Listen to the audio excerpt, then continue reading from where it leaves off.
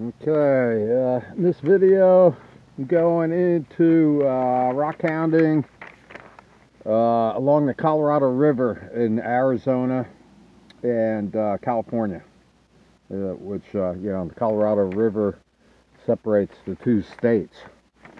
And I'm into rock hounding pretty much my whole life. I started collecting rocks when I was a little kid, maybe 4 or 5 years old. We'd go camping, and it was one of the activities that I was into. So anyway, this video I'm going to call finding really rad round red river rocks. Basically jasper. Red rocks are just typically jasper. They can be an agate too. Now those are polished examples right there, and that's my jewel of the Nile, I call it. That's picture jasper. That's these went through a 5-week process of polishing. So you have to have patience if you want your rocks to look like that. That one actually, the Smithsonian Institute, the geology department, I contacted them, showed them photos of it, and they said they'd like it, but they had a bunch of rules and stuff about donations and what have you, and they're not going to pay you or whatever. Okay, this is picture jasper also. Look at how big it is. This is all what I found along the Colorado River. I didn't polish this or any of these types of jaspers. Jaspers can run from yellow and light tan, the colors, all the way down to like a deep red. None of these have been polished up yet. Okay. Now, if you see any red in a rock, doesn't mean it's jasper. Like that's a carnelian. If you put it up to the sun, you'll see through it. That's a different type of rock. Okay, but I'm going to spray these down so you can see what they're going to look like. This one I'm going to cut on a tile saw.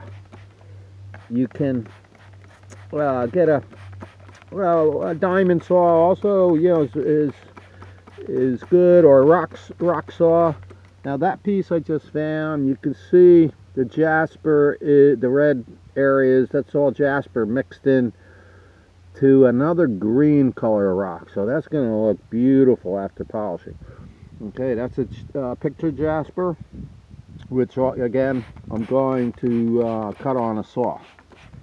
You don't have to get an expensive rock saw. Okay, let me get in closer on some of these.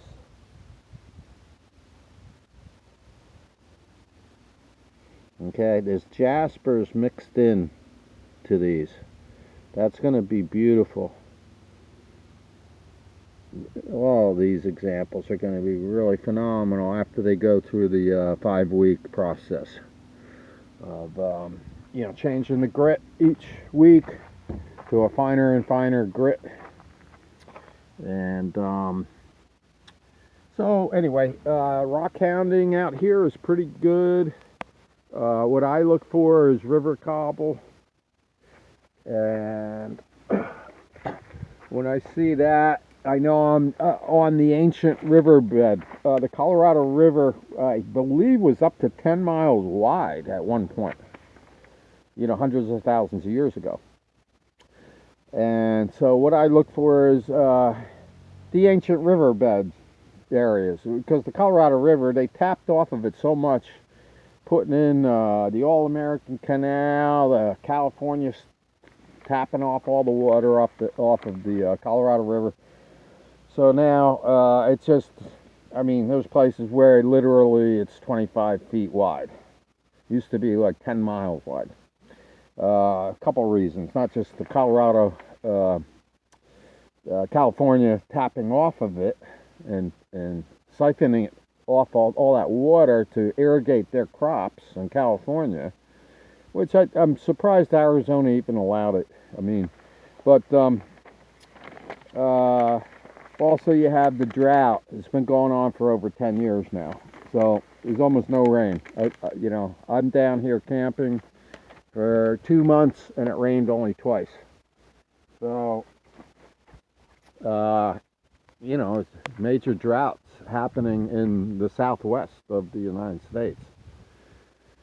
So anyway, hope you found something useful there. If you're rock hounding, there's some beautiful places in near Yuma, that area of Arizona, where the Colorado River cuts down. And this is Eagle Eric signing out.